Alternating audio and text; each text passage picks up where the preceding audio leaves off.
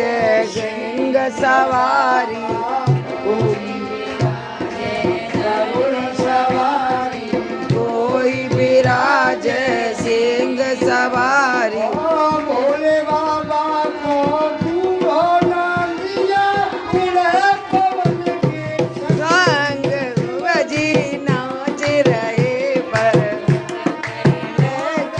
पार्वती के संग, शिवजी नाच रहे पर्वत पे गौरा पार्वती के संग, गौरा पार्वती के संग, गौरा पार्वती के संग, शिवजी नाच रहे पर्वत पे गौरा पार्वती के संग।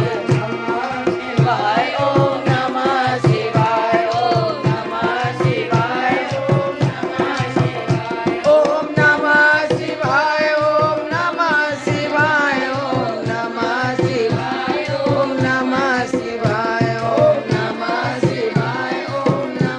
शिवाय, ओम नमः शिवाय, ओम नमः शिवाय, ओम नमः शिवाय, ओम नमः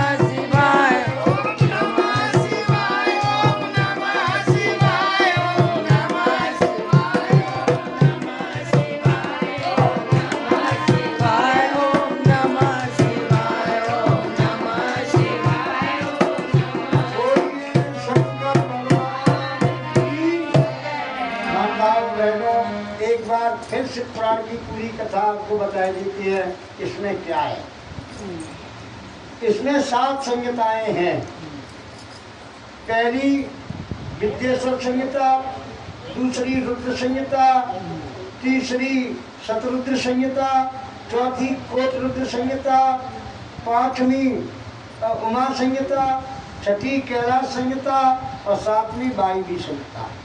अब इन संहिताओं में पहली संहिता में भगवान शिव पूजन करने का विधान, भस्मी लगाने का विधान, भस्मी बनाने का विधान, रुद्राक्ष धारण करने का विधान, रुद्राक्षों के नियम, एक मुख से 14 मुख तक रुद्राक्ष होते हैं, उनकी महिमा, उनके मंत्र ये बताए हैं पहली विद्येश्वर संहिता में।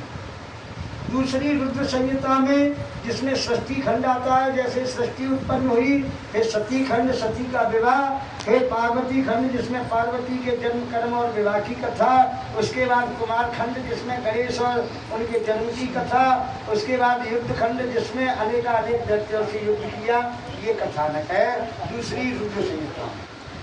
तीसरी शतरुद्र संहिता में 7 अवतार भगवान शिव ने लिए हैं अपने भक्तों के लिए, जिसमें हंसावतार भी, वैश्वेश्वर भगवान भी, अनेक रूप प्राप्त भगवान भी, 100 अवतार, अघोरे व्योत अघोरे व्यो, घोर घोर द्रव्य अघोर अघोर, अनेक उन्होंने जन्म लिए हैं भक्तों की रक्षा। और कोट रुद्र संहिता में अनेक शिवलिंगों की कथाएं, जिसमें 12 ज्योतिर्लिंगों का विस्तार से वर्णन है। नंदकेश्वर की, त्र्यंबकेश्वर की कथा, गौतम ऋषि की कथा ये इसमें आती है। और विष्णु द्वारा सहस्र नाम द्वारा शिव जी की आराधना करना, चक्र सुदर्शन प्राप्त करना, ये कोट रुद्र संहिता में है।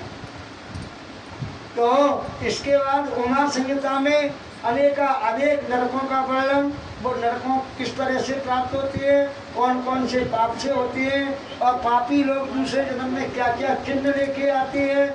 श्वेत कुष्ठ है, जन्मान है, होठ कटा है, चांडाल घर में है, बीमारियों से ग्रसित है, ये सब उन नरकों के चिन्ह दिखाई पड़ती है। ये उमा संहिता में आता है। और कैलाश संहिता पे भगवान शिव की आराधना करने का विधान, शिवलिंग पूजने का विधान, शिवलिंग पे कौन कौन से पुष्प, गायत्री का। वायवी संहिता में तो ये वैराग्यों की कथा है, घर परिवार सबको त्याग की कथा है, केवल भगवान शिव को आराधना, सन्यासियों की कथा है, और वो अवधूतों की कथा है। हम सब सर्व त्याग नहीं कर सकते, भगवान की भक्ति कर सकते हैं।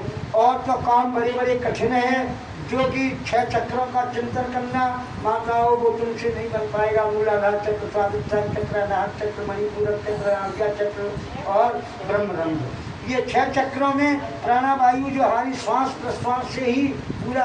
प्राण किसको कहा जाता है? सांस को। हमारे अंदर प्राण, अपान, समान, उदान, व्यान ये वायु है। ये अलग अलग संज्ञा के हैं। प्राण वायु जो हम खींचते हैं वो है। अपान